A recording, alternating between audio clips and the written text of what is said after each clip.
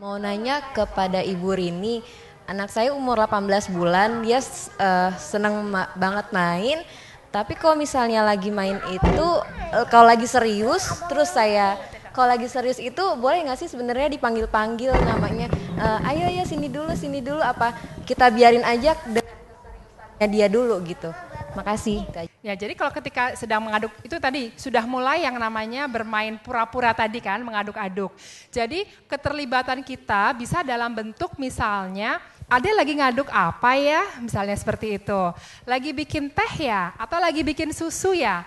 Nah tapi tidak perlu terlalu sering kita mengajak bicara kalau memang anak kita sedang asik bermain.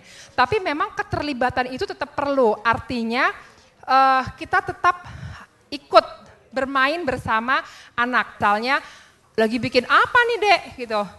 Kemudian kan sedang berimajinasi. Jadi misalnya coba lagi bikin susu ya. Coba misalnya Bunda cobain ya gitu, misalnya pura-pura. Tapi kalau misalnya anak merasa terganggu cukup dengan lagi bikin apa. Kemudian ya sudah biarkan bermain sendiri. Karena kalau terlalu banyak kita terlibat, apalagi kalau kita kemudian mengganti-gantikan maksud kita mungkin baik, memperkenalkan mainan yang lain, tapi itu justru membuat anak menjadi terganggu. Jadi perilaku kita tuh bisa disebut sebagai perilaku intrusif, kita mengganggu anak gitu, karena maksudnya sih ingin memperkenalkan mainan ini, mainan itu, tapi justru sebaiknya biarin aja dia main dulu sendiri seperti itu.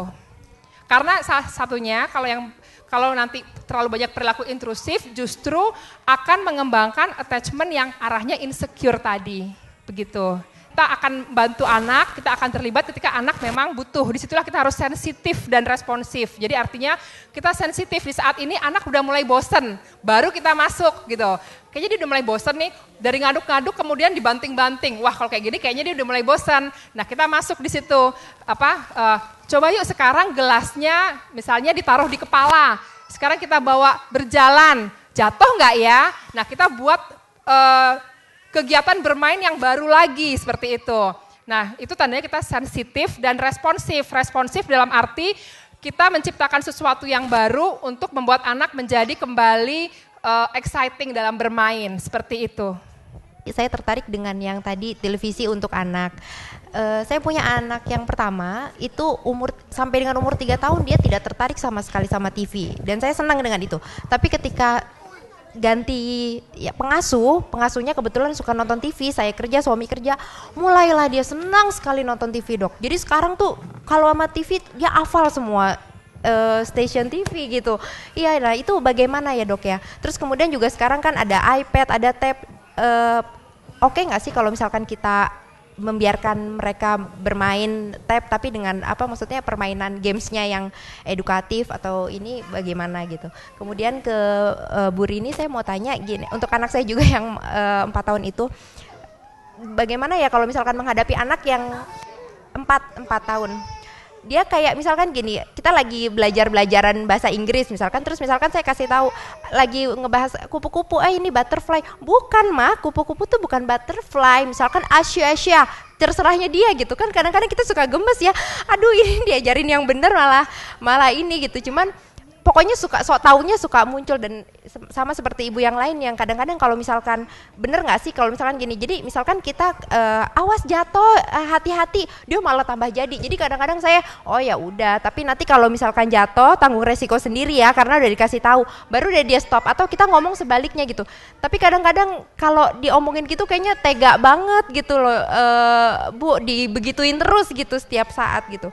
Sama satu lagi kalau untuk permainan untuk 4 tahun kira-kira apa ya yang kadang-kadang dia sampai saya kalau megang adeknya tuh kadang-kadang yang, mah main apa lagi ya mah, main tepung udah, main terigu udah, main buat play-doh sendiri udah, main.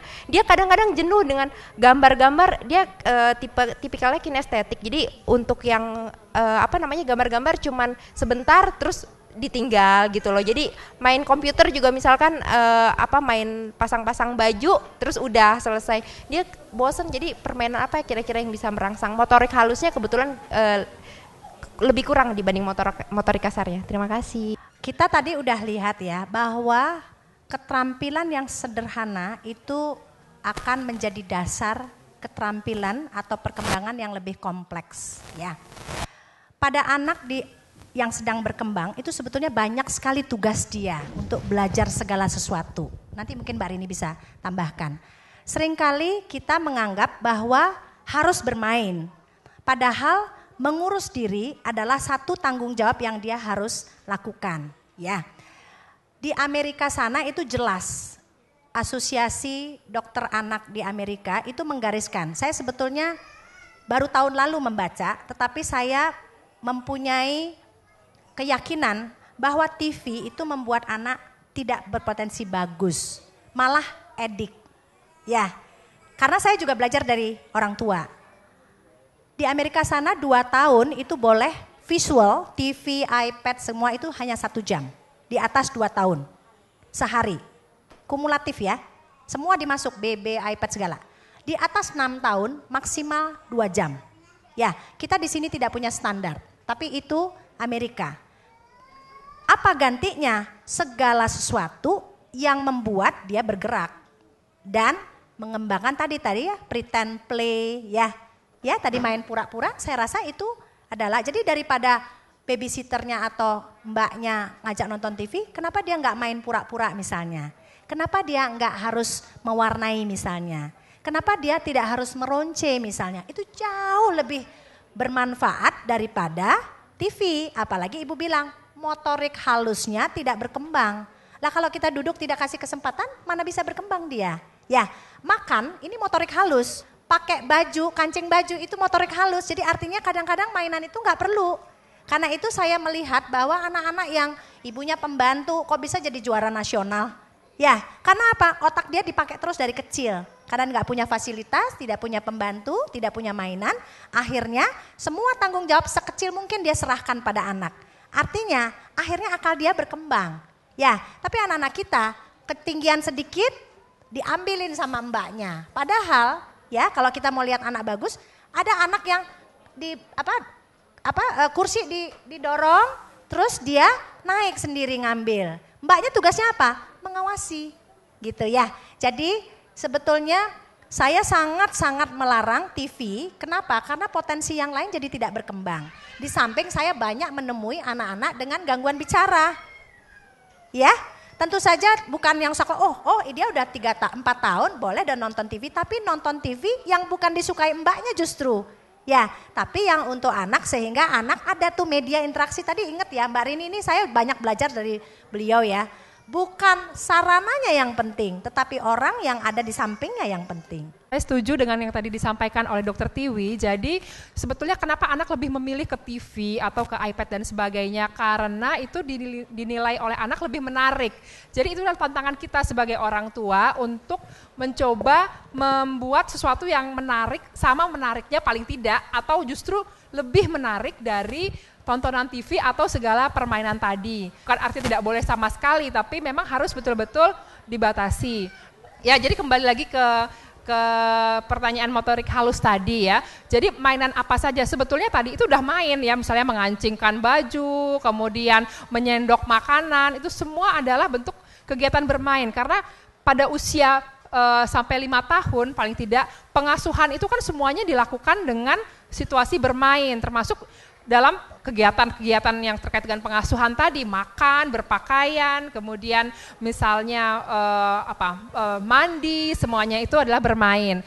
Tadi kemudian kalau pertanyaan yang terkait dengan kalau jawaban suka butterfly gitu, jawabnya yang asya gitu ya, itu sebetulnya banyak saya temui ya. Jadi anak-anak itu memang senangnya seperti itu, tapi nanti kalau misalnya dia mungkin di sekolah, ibu akan dengar bahwa dia akan bilang kupu-kupu itu butterfly gitu. Jadi dia memang bisa menempatkan diri, biar aja, karena dia juga senang gitu, tanda kutip isengin ya, mengisengi ibunya atau orang tuanya. Jadi sebetulnya dia tahu, kadang-kadang kan ada yang orang tua juga yang kenapa ya ketika saya tunjuki, misalnya udah 4 tahun atau 5 tahun, ditunjuk warna-warna atau huruf-huruf, dia bilang A malah bilangnya P gitu. Tapi ketika di sekolah kadang-kadang dia sendiri jadi guru-guru, main jadi guru-guruan dia bisa. Dia ingin iseng aja. Jadi yang untuk yang karena semakin kita bilang bukan itu butterfly, makin ngeyel gitu, makin bukan tuh syah gitu. Jadi malah jadi terus seperti itu ya. Nah, kemudian kalau yang ya udah deh bentar biar ya rasain sendiri ya kalau jatuh gitu ya. Nah itu sebetulnya tadi pertama, masa itu anak yang ingin mengembangkan otonomi sehingga mau-maunya sendiri. Kemudian timbul yang namanya perilaku negativistik, tidak boleh misalnya loncat-loncat, tidak boleh manjat-manjat, itu yang kita ubah menjadi kalimat positif. Misalnya jalannya pelan-pelan, atau kita cari alternatif kegiatan yang lebih menarik sehingga dia beralih dari kegiatan yang semula. Tapi jangan sampai juga dibalik, misalnya ayo minum susu gitu. 4 tahun kan, terus enggak aku nggak mau, jangan dibalik, nggak boleh minum susu ya, ntar jadi konsepnya terbalik lagi, jangan lompat-lompat. Nah itu boleh kita ubah jadi jalan yuk, jangan buang sampah sembarangan, kita ubah menjadi sampahnya yuk kita buang di tempat sampah. Nah itu jadi dari negatif diubah ke positif. Untuk kegiatan bermain, kalau sudah 4 tahun kita bisa permainan-permainan tadi seperti mencetak tangan dan sebagainya itu bisa sampai 4 tahun juga bisa. Balon kita tiup, kemudian kita hanya main namanya balon tenis. Jadi kita hanya lempar-lemparkan, ganti-gantian dengan ayahnya, dengan ibunya. Kemudian misalnya kita kasih aturan, sekarang kita mesti balonnya nggak boleh jatuh ya. Sekarang kita pakai tangan. Kemudian yang kedua kita tendang misalnya. Semua harus menendang. Yang ketiga kita pakai sikut. Ingat tadi ya, highlightnya, saya juga belajar nih, adalah interaksi. Ya, interaksi. Interaksi itu kayak main pingpong dia. Kalau TV itu dia sama siapa pingpongnya? Itu one way, Bu. Ya, jadi tapi ibu nggak bisa bilang suster, nggak boleh ya nonton TV, tapi ibu tidak kasih alternatif mainan. Jadi tadi udah dikasih contoh banyak. Daripada begitu dia itu main balon, kemudian meronce dengan hal-hal yang di rumah, membuat mungkin boneka-bonekaan dari buah-buahan, main masak-masakan, tapi ada unsur interaksi. Itu yang kita highlight tadi ya. Interaksi itu sangat penting karena ya TV itu membuat dia diem udah pasti. Ya malah dia asik. Yang jelek itu adalah itu edik. Ya saya punya pasien umur 7 tahun dibawa ke hotel, tidak menikmati fasilitas hotel, cuman di dalam kamar nonton TV. Ya 7 tahun, anaknya bayi saya yang sekarang ini jadi strict gitu ya. Tapi kalau yang gede nggak bisa saya bantu lagi, udah begitu dia. Tapi terus akhirnya kita carikan solusi. Oke, dia senang apa nih? Mau main apa? Pokoknya yang outdoor activity. Karena itu kalau udah kaku susah dia, ya. Silakan. Saya mau bertanya, saya seorang ibu yang bekerja, di mana saya kalau berangkat kerja itu pagi sekali jam 6, kemudian pulang itu paling cepat saya sampai rumah itu jam 7 atau jam setengah 8. Terkadang pada akhir bulan saya harus lembur dan pulang jam 10 malam atau jam 9 paling cepat. Yang ingin saya tanyakan, kira-kira kalau pada hari-hari biasa saya sedang bekerja, saya mencari waktu bermain dengan anak itu kapan? Saya ingin misal pagi itu saya ada interaksi dengan anak, tapi kadang-kadang dia belum bangun, apa saya harus membangunkan dia dan mengajak dia bermain. Saya pernah diberi masukan sama mama saya, katanya sebelum berangkat itu dimandikan dulu biar bau tangan ibunya gitu, tapi karena saya berangkat jam 6 pagi apa itu tidak terlalu pagi kayak gitu, karena saya khawatir dia kedinginan kayak gitu. Kemudian kalau malam juga dia kadang juga udah tidur, jadi saya seharian itu hampir ya tidak berinteraksi. Saya selalu menekankan ibu-ibu bekerja, jadikan anak pagi, tapi dia harus tidur lebih cepat.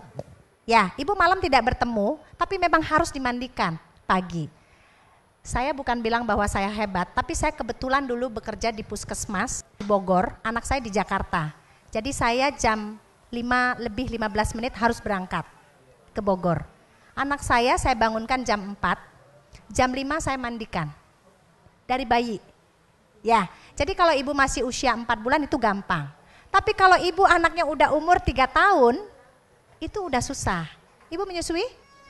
Apalagi ibu menyusui. Ya, ibu menyusui yang bekerja, jam 4 itu bangun, susuin bayinya. Jangan ditidurkan lagi, dimandikan. Kepagian enggak kita mau jadikan anak pagi memang dia. Sehingga nanti saat dia sekolah, ya, habit anak itu enggak bisa cepat terbentuk. Itu harus dibangun dari bayi justru. Ya, tetapi memang dia harus tidur lebih cepat. Ya, jam 7 dia tidak harus menunggu ibu. Ya, jam 7 begitu ibu datang misalnya dia terbangun, ibu langsung susuin. Tapi besok jam 4 ibu susuin, kemudian ibu ajak main sebentar. Kemudian ibu mandikan. Ya, jadi itu dilakukan apalagi masih umur 4 bulan itu bisa sekali. Mungkin Mbak Rini bisa tambahkan. Ketika waktu terbangun itu tadi kegiatan-kegiatan yang sudah kita bahas bersama itu bisa dilakukan dengan anak ibu gitu. Misalnya tadi ya, mengecek dulu pagi-pagi ternyata ada bekas gigitan nyamuk nggak ya, ada luka atau tidak gitu ya. Kemudian ketika sambil disusui bisa sambil menyanyikan lagu, kemudian tadi yang diberi kapas dan sebagainya. Jadi kegiatan-kegiatan itu sebetulnya bukan artinya harus lama kok, yang penting adalah kualitasnya. Jadi punya waktu 15 menit tapi betul-betul berkualitas, apalagi setengah jam misalnya, alhamdulillah ada setengah jam. Nah itu bisa dimanfaatkan dengan sebaik-baiknya, seperti itu. Oke, saya Inka, saya dari Kelapa Gading. Ada 2 hal yang ingin saya tanyakan. Kalau tadi disebutkan bahwa kita tidak boleh pergi meninggalkan anak ketika anak bermain. Tetapi kejadiannya sampai sekarang belum berangkat itu anak saya punya kebiasaan harus saya susui sampai ketiduran. Tapi saya habis itu pergi. Nah kalau seperti itu bagaimana kondisinya? Apakah membuat anak jadi merasa mama gak konsisten nih kehadirannya, seperti itu. Nah kemudian yang kedua, saya mungkin ingin lebih mempertanyakan peran ayah. Anak saya sekarang 11 bulan, cenderung kurang suka berinteraksi dengan ayahnya. Saya kurang tahu kenapa, jadi semuanya serba ke saya gitu. Bahkan untuk termasuk kegiatan-kegiatan yang playful. Padahal saya melihat bahwa suami saya termasuk orang yang sangat suka mengajak bermain gitu. Saya ingin tahu kira-kira hal apa ya yang memungkinkan anak saya merasa kurang nyaman atau mungkin tidak memilih bermain dengan ayahnya seperti itu. Ya, kalau yang tadi memang sebaiknya ketika anak kita ingin berangkat bekerja, tinggalkan anak secara diam-diam. Tapi ini karena anak tidur ya. Tapi kan awalnya kan memang karena ingin menyusu dulu ya, kemudian tertidur, bisa sambil sampaikan aja pesannya sebetulnya bahwa nanti Bunda mau ke kantor ya, misalnya seperti itu. Walaupun ya dia dengan belum bisa berkata-kata banyak dan sebagainya, tapi kita memberikan seperti permisi gitu, kita menyampaikan pesan kita bahwa kita akan ke kantor dulu seperti itu. Itu sih tidak apa-apa yang seperti itu. Tapi yang jelas ketika dia terjaga itu yang barusan melihat bundanya, kemudian 5 menit setelah itu bundanya hilang gitu. Nah itu yang menjadi pertanyaan sebetulnya. Nah kemudian kalau dengan peran ayah ya, jadi ini adalah tantangan buat ayah nih untuk bisa fun.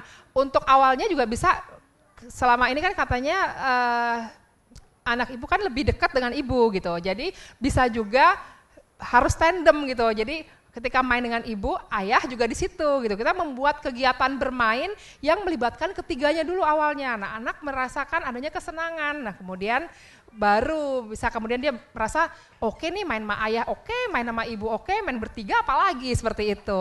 Kayak tadi ya misalnya naik kuda gitu kan, itu kan bisa sambil bertiga gitu ya. Atau yang bikin gelembung pipi atau yang main beanbag game tadi kan bisa sambil bertiga seperti itu. Jadi kalau pertama cuma berdua dengan ayah kurang nyaman, coba kita bertiga dulu karena dengan ibu udah merasa nyaman gitu. Saya hanya menambahkan, bayi itu 0-6 bulan itu masa seperti tanaman. Jadi dia itu apa aja terima. 1 tahun pertama itu sebetulnya tadi seperti dibilang ya, kayak nggak ngerti, tapi kalau ibu katakan, jangankan 11 bulan Bu. Saya pernah lihat di sini umur 7 hari ya, ibunya bilang, mama capek, bobo ya jangan nangis, ikut bayinya. Ya, jangankan 11 bulan. Jadi katakan yang ibu ingin katakan saat dia terjaga. Mungkin saat awal dia nggak ngerti, tapi kalau ibu lakukan terus menerus, dia paham. Ya, dia paham artinya itu. Ya, karena ibu terus kerjakan. Tadi saya setuju tuh, jangan melakukan segala sesuatu itu karena kewajiban. Ya, saya bapaknya pagi, saya sore, misalnya gitu ya. Tapi memang betul-betul harus fun. Kalau dia belum nikmat dengan ayahnya saja, walaupun ibu kan, mungkin ibu udah berangkat ya waktu saya mandikan. Sudah berangkat ya. Jadi coba mungkin lebih pagi misalnya, atau tadi kalau weekend nih sekarang kan ada berdua nih, ya. Terus dilakukan dengan ayah tapi ibunya hadir. Tapi ayahnya lebih seru, itu tantangan buat para ayah. Suami tadinya mungkin belum interrupt karena dia lebih senang sama ibunya sekarang, ibunya yang memandikan tapi mungkin bapaknya ada di situ lagi pakein apa baju gitu, bapaknya ganggu-gangguin misalnya tadinya ya, lama-lama dia cinta. Ya laki biasanya dia akan ke ayah, justru itu tugas kita supaya dia ke ayah pelan-pelan karena di awal ya memang ke ibu dia. Ya tapi mungkin tandem dulu ya. Tadi Dokter Tiwi mengatakan bahwa kita harus mencegah trauma pada masa kecil, contohnya anak menangis. Pertanyaan saya, pada umur berapa kita bisa mengajarkan ke anak kita untuk tidak menjadi cengeng dan gak gampang menyerah? Contohnya anak saya baru 50 hari, terus kalau 50 hari, terus kalau ditengkurepin itu dia sering nggak suka, sering cepet nangis gitu. Sementara ibu saya, ayo berusaha untuk naikin gitu.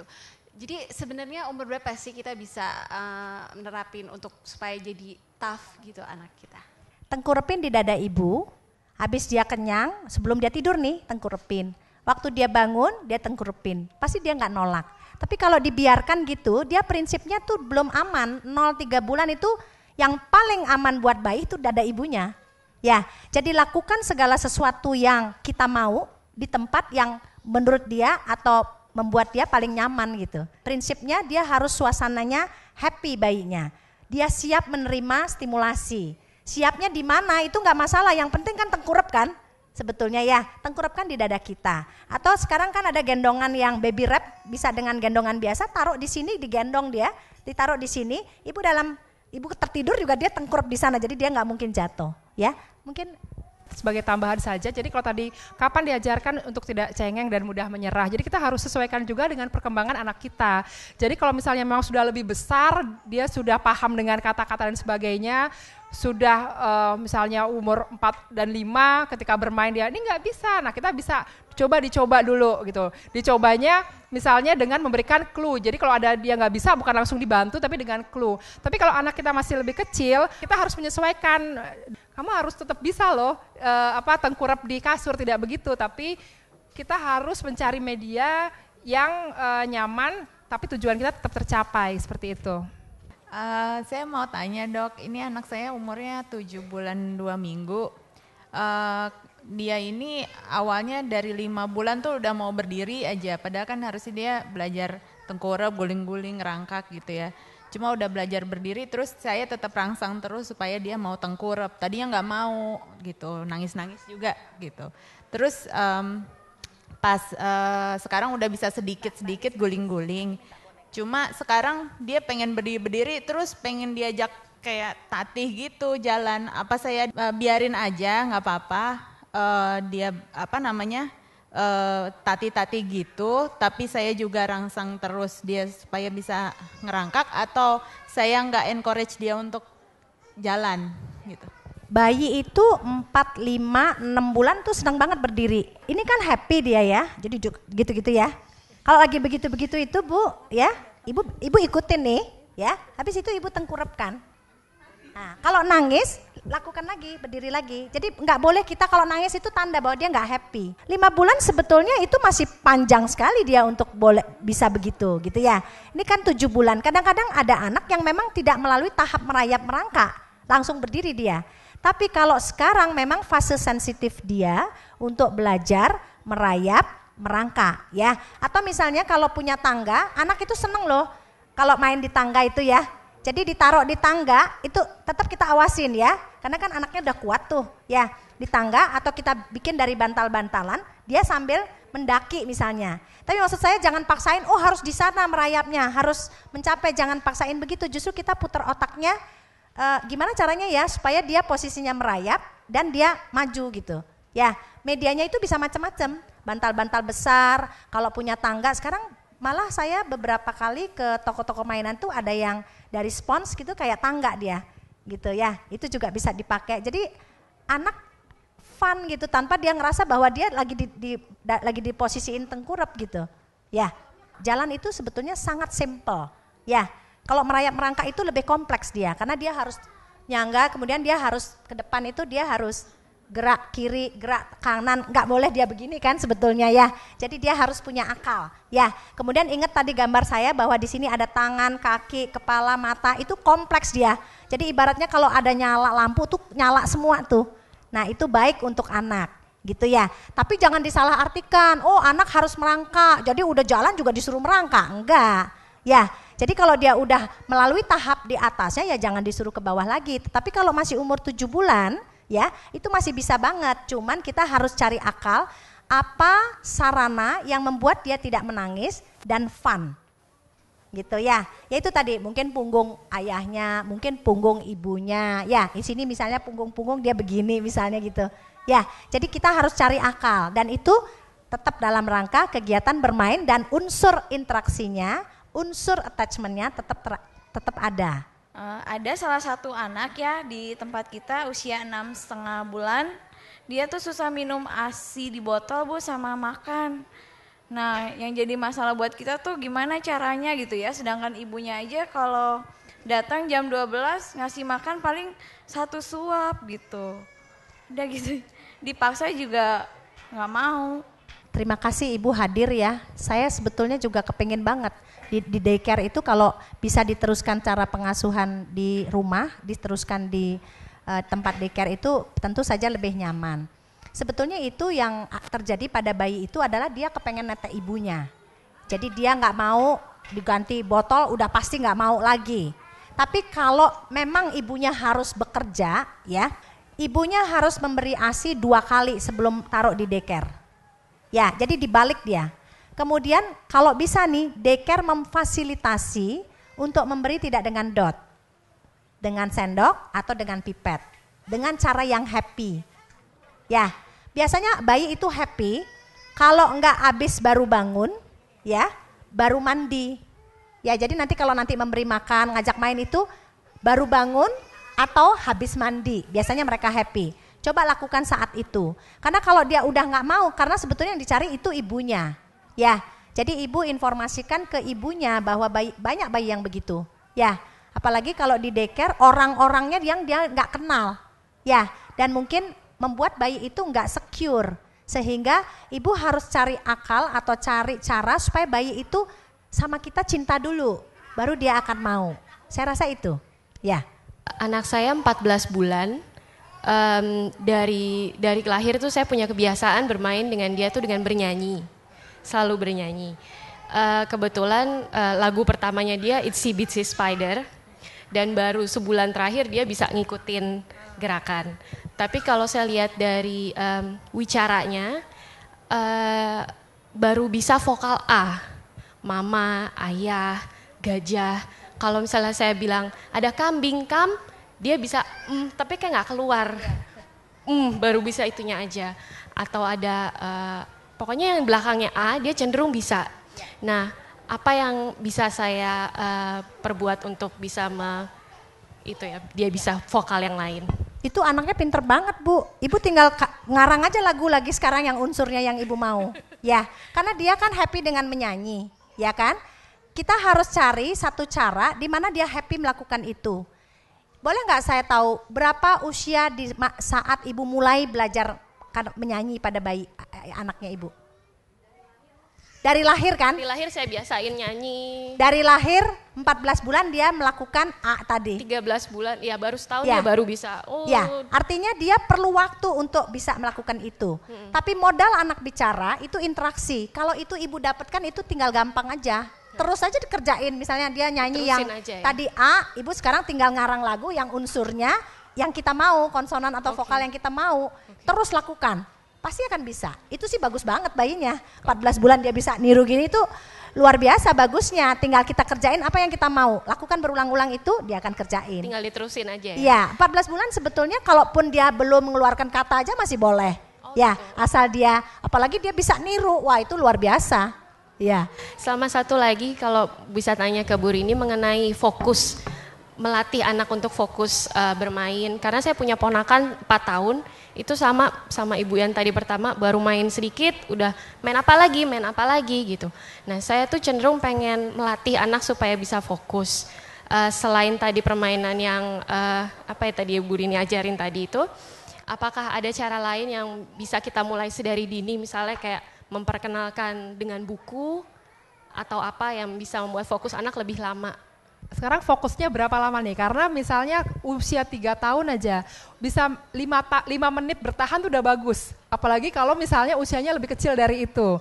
Nah, jadi kadang-kadang orang tua kan khawatir usianya 4 tahun tapi nggak bisa fokus. Ternyata 10 menit dia bisa tahan sampai 15 menit. Berarti udah bagus sekali. Jadi kalau misalnya tadi 14 bulan ya, bagaimana kita membuat anak bisa fokus kalau kita memberikan kegiatan yang menarik dan menyenangkan buat anak. Jadi kalau hanya bisa bertahan 2-3 menit itu sudah bagus sebetulnya. Jadi ya, jika anak terlihat sudah mulai bosan itu bisa terlihat dari misalnya kita punya balok-balok yang soft block gitu ya, kemudian dia udah mulai bikin-bikin, kemudian dia mulai susun-susun, kemudian lama-lama dia banting, dia lempar-lempar ke sana ke sini. Wah, ini berarti sudah mulai bosan, artinya dia udah tidak fokus lagi dengan kegiatan itu.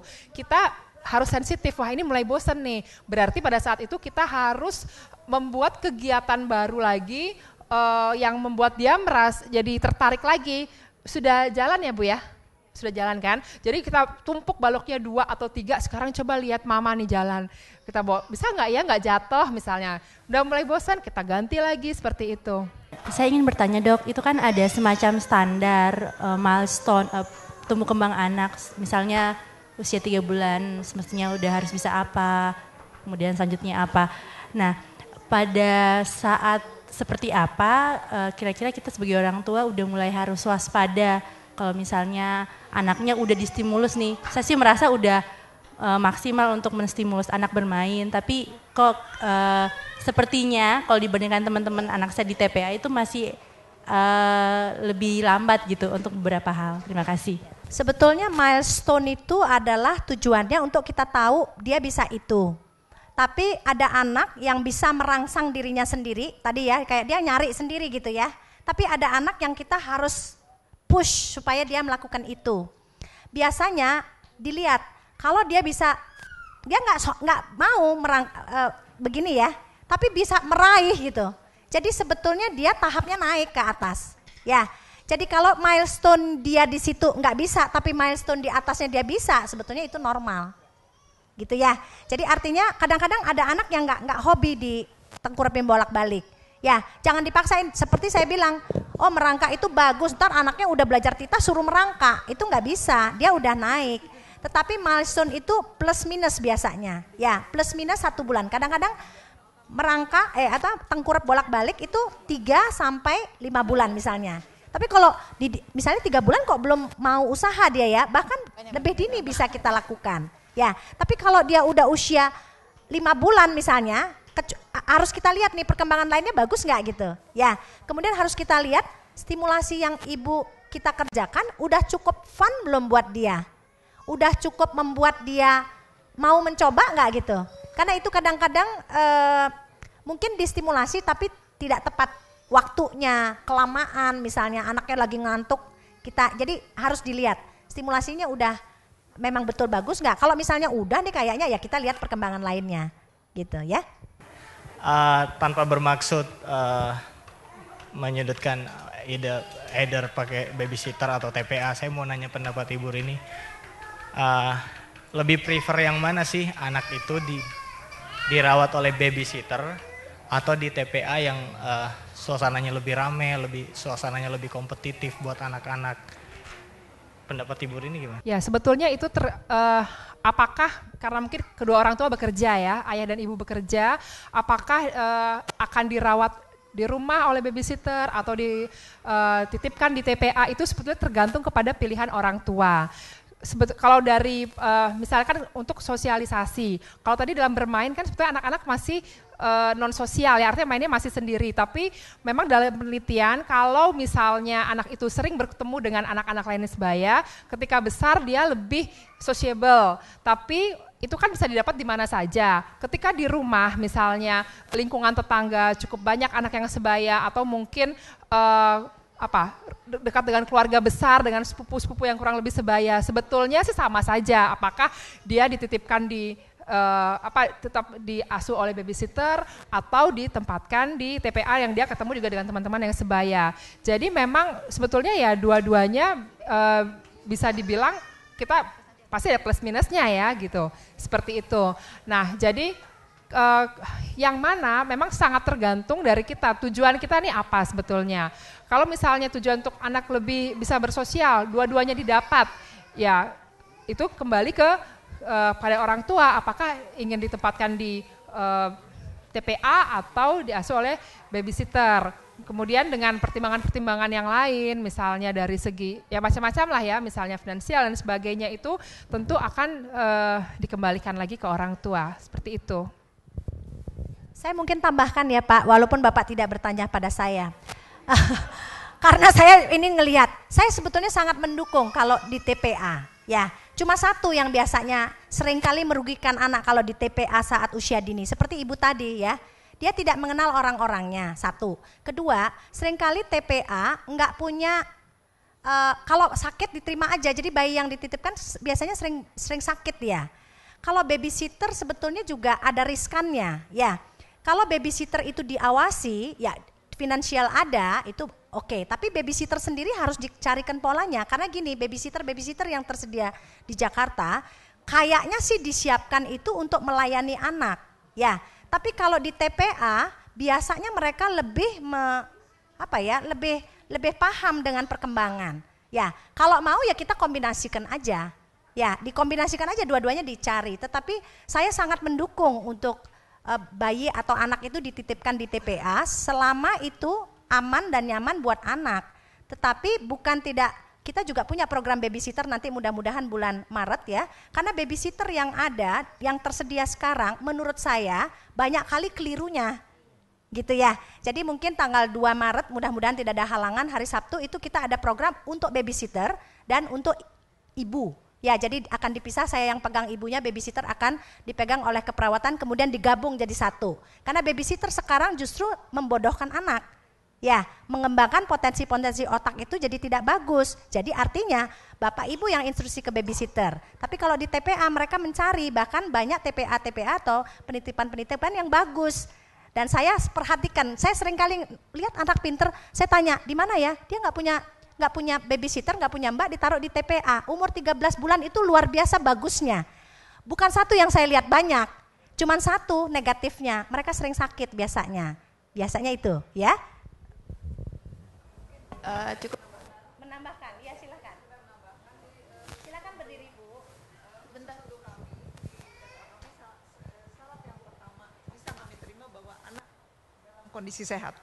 Jadi kalau itu mereka bagus Bu, karena nggak semua TPA seperti itu. Makanya saya ini bukan mau, jadi saya bukan mau jualan vaksin, tetapi yang di TPA itu saya lengkapi vaksinnya. Karena saya punya anak yang umur 9 bulan ada 12 kali dia sakit. 1 bulan 2 kali di TPA dan dia tidak punya choice lain karena dia harus di situ kemampuan dia gitu. Ya, jadi mudah-mudahan semua TPA seperti itu karena memang nggak bisa disamain anak sakit. Yang kedua juga fasilitas-fasilitas yang ada di TPA. Kalau anaknya alergi, mainan-mainannya jangan berdebu gitu ya. Jadi ada hal-hal. Tapi saya juga selalu bilang sama ibu bapak yang menitipkan ke TPA, dikasih tahu, kan orang pasti mau kerjasama ya. Supaya itu diperhatikan, supaya anak itu yang dititipkan tetap kembalinya sehat gitu ya. Bagaimana mengembalikan rasa nyaman kepada anak dari trauma. Karena anak saya 11 bulan tidak mau naik didudukan di stroller. Bahkan melihat stroller pun dia sudah nangis tanpa tahu sebabnya ini kenapa gitu. Trauma yang terikat pada anak itu kita harus lihat anaknya. Seringkali trauma-trauma itu adalah tanda bahwa mungkin saya belum lihat anak ibu ya, mungkin ada sesuatu yang berhubungan dengan itu atau memang dia gangguan perkembangan. Ya, karena kalau ada anak yang takut sekali dengan suara blender misalnya itu kita harus lihat lagi. Ya, apakah dia pernah jatuh di sana atau memang anaknya ada sesuatu yang kita memang harus optimalkan perkembangannya. Ya, karena 11 bulan itu umur yang sangat bagus untuk kita melakukan intervensi. Ya, yang biasanya yang saya kerjakan paling gampang adalah banyakin gerak Bu, outdoor activity banyak. Misalnya 11 bulan itu bisa diajak jangan ditaruh di stroller kalau dia trauma di sana. Prinsipnya itu tadi ya, toksik itu harus dihindarkan. Nggak boleh dipaksa biar dia biasa gitu, nggak bisa pada anak. Pelan-pelan kita menuju ke sana. Ya, misalnya tadi bergerak di luar ya, misalnya kayak 11 bulan udah bisa diajak berenang misalnya. Anaknya dibikin rileks. Ya, tapi tidak harus di sana. Ya, kalau dia trauma ya jangan dipaksakan di situ. Gitu ya. Tapi kayaknya mesti tetap dilihat perkembangannya bagus nggak sih yang lain gitu, karena kita nggak bisa oh ini pasti ini gitu, nggak bisa, mesti dilihat secara keseluruhan ya. Ya tadi betul sekali, jadi kalau misalnya duduk di stroller itu rasa takut, trauma, memang tidak boleh dipaksakan. Jadi mungkin saat itu kita bisa memberi nyaman ya, digendong dulu ya, kemudian beberapa kegiatan yang disampaikan oleh Dokter Tiwi tadi. Tapi kalau misalnya dia pelan-pelan nih, kalau misalnya anak kita melihat stroller yang tidak dijalankan, dia berani mendekat, ya mulai dari situ dulu gitu. Kemudian hanya duduk, tapi tidak didorong seperti. Jadi memang harus bertahap seperti itu. Sudah semua terjawab pertanyaannya. Kita berikan aplaus untuk kedua pembicara dan Anda semuanya.